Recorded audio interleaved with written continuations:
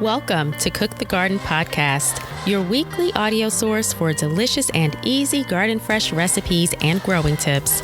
I'm your host, Ginain. Let's cook the garden.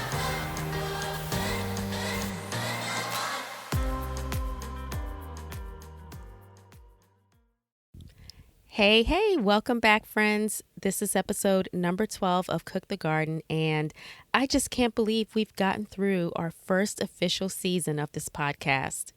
But don't worry, I still have a few bonus episodes up my sleeve. In fact, I have a bonus episode coming up for you next week where I'll be bringing a special guest on, but I'll share more about that later. I'm just still on cloud nine. It's been a wonderful couple of months, just really leaning into this podcast, sharing my passion and joy of cooking and gardening. And I just have to say, you all have been absolutely just amazing. The support, all of the comments and feedback I've been getting back just has brought me so much joy. So I appreciate each and every one of you. But for today, I thought it would be fitting to just take some time to share a special tradition and recipe from my Suriname culture. If you don't know, I was born in the South American country of Suriname. It's a beautiful country flanked between Guyana and French Guiana, north of Brazil. The main language is Dutch, and Suriname is such a melting pot of so many diverse and rich cultures. Although I grew up in the States, as you can tell, I don't have an accent. In fact, I'm probably the only family member in my immediate family without an accent, but that's okay.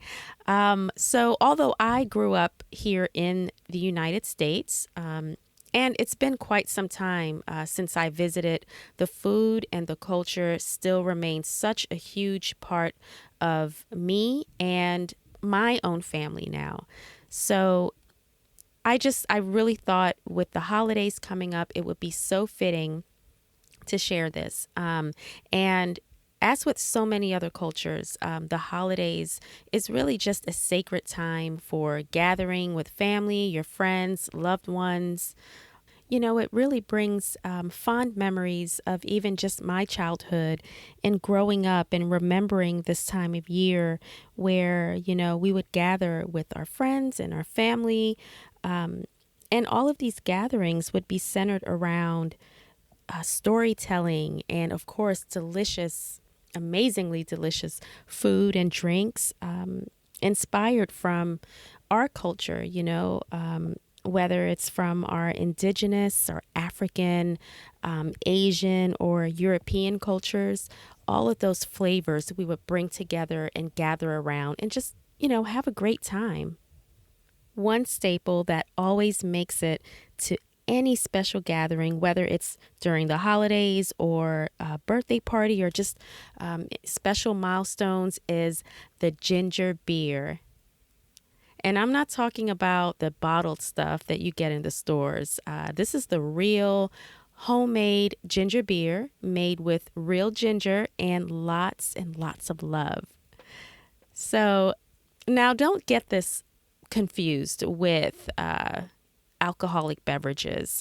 This is a non-alcoholic beverage, although some people may add some rum to it to make it, you know, an adult beverage. But the recipe is the non-fermented version, and it's more like a refreshing and fiery kind of spicy ginger juice. So I was so honored. I recently got in the kitchen with my mom and I asked her to show me exactly how she makes her ginger beer that we all love so much. I mean, even now, you know, I have my own family, and every family gathering, my mom brings like a huge container, huge jug of ginger beer. And it's kind of expected now. So, you know, I asked her recently, just come over, let's make the ginger beer together because I want to be able to leave this for my kids too. So she, of course, was so happy to do that. both my mom and my dad came over recently, and I'll actually include some pictures on my social media and a few videos for you guys to see. But it was really special. I really enjoyed that time together. And of course, I took notes like crazy because, with so many, I'm sure many of you have the same experience, especially dealing with like elders or folks in your family. We really don't have like a family cookbook. It's mainly a little bit of this, a little bit of that. Not very many of our recipes have been documented. So this was just a really great time to, just get together with my parents and just get a step-by-step tutorial on what exactly needs to be done to make this amazing ginger beer that my family absolutely loves. So I haven't added this recipe yet to the blog. So I'll do my best to be as descriptive as possible. And I'll also include any additional information or tips or tricks in the show notes. Okay, so let's make some ginger. I'm going to go ahead and list out everything you need, and we'll just go from there. So I used about 1.5 to 2 pounds of ginger. By the way, this makes a very, very large amount of ginger beer. I want to say between 2 to 3 gallons. So again, we're going to start with 1.5 to 2 pounds of ginger, about 6 to 7 cups of water, sugar, and lots of it. I'm going to go ahead and just say 2 cups of sugar, but you're probably going to need more than that. Some of this really is based off of preference as well, but we'll start with 2 cups of sugar, about 2 teaspoons of citric acid, about 2 teaspoons of pineapple essence or extract, 1 teaspoon of almond essence or extract, and about 1 teaspoon of pear essence or extract. And you'll need approximately 2 to 3 teaspoons of allspice and cloves. So first we're going to start off by washing and cubing up your ginger. You're going to cut it up into smaller cubes. You don't have to get all of the skin off. I do try to get some of it off, but don't feel pressure to get everything off. You also want to rinse it thoroughly. And then next you're going to put all of your ginger that you've cubed up. We're going to put that into a high-powered blender, or a food processor will work as well. And you want to add some water to that. That'll help blend the ginger quite nicely. Since I had so much ginger, I did add quite a bit of water, at least up until the top of where the ginger stopped in the blender. And then you're going to go ahead and blend that until the ginger is nice and fine. Once the ginger is done blending, you're going to go ahead and grab a large pot, and you're going to pour the blended ginger into that large pot and go ahead and add water. I added between 6 to 7 cups of water, and you're going to let that cook up to a boil.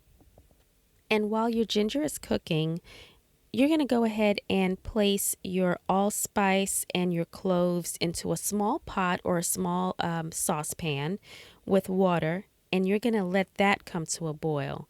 And what you're doing here is we're just creating an extract with the allspice and the cloves.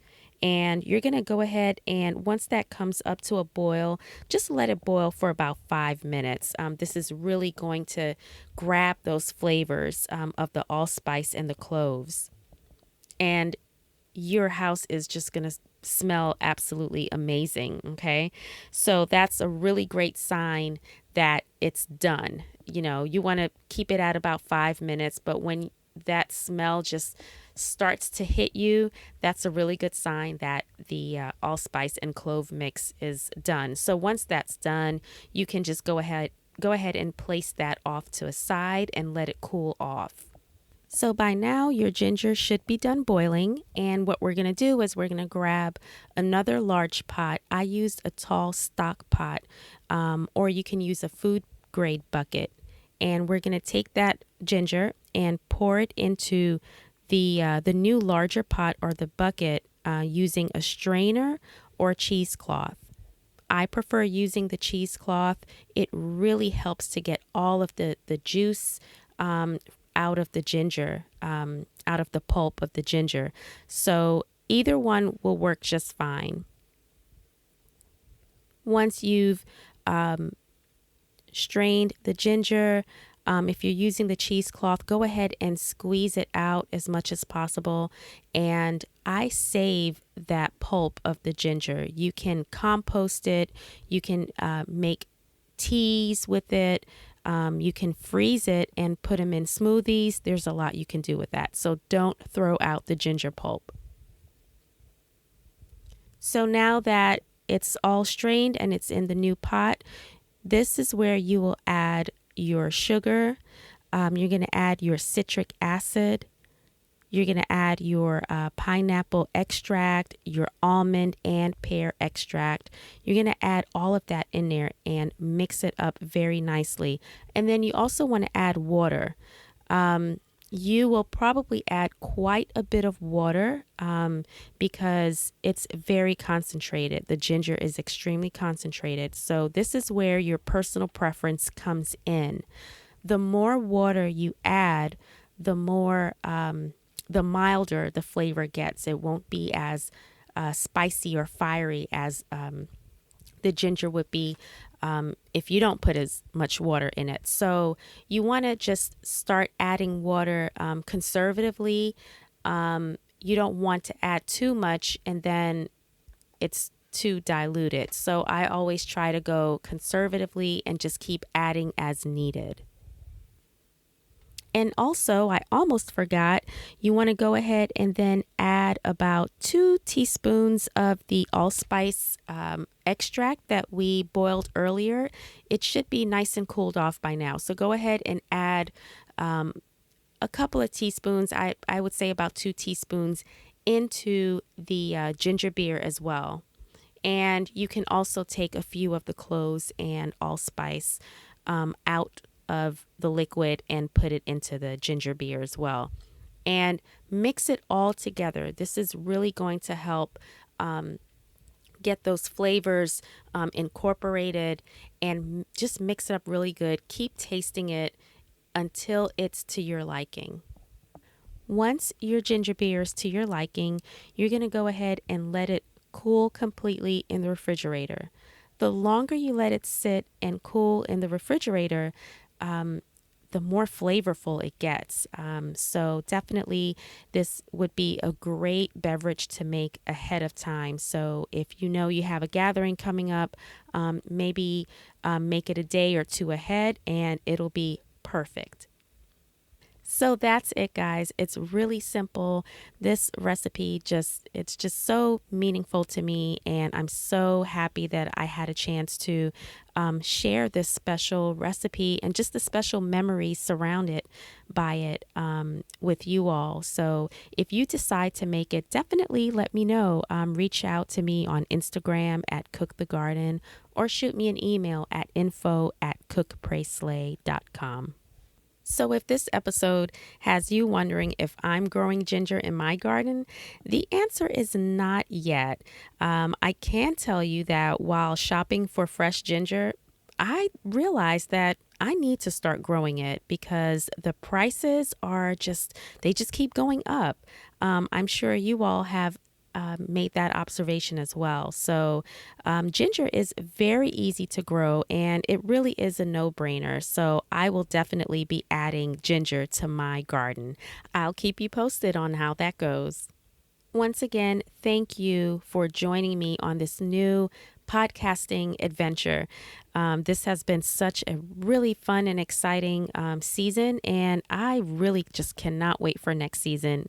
I have some exciting things lined up, and I can't wait to jump into that. But in the meantime, make sure you are following me on Instagram at Cook the Garden. And as I mentioned earlier, I have a really fun and exciting bonus episode planned for next Tuesday. So keep an eye out for that. Thank you for listening and have a blessed week. Thank you for tuning in to this week's Cook the Garden. If you enjoyed this episode, please subscribe and leave a 5-star review. As a new podcast, it really helps to add value while growing our awesome community. As always, I really appreciate it. Until next time, friends, keep slaying those garden fresh recipes.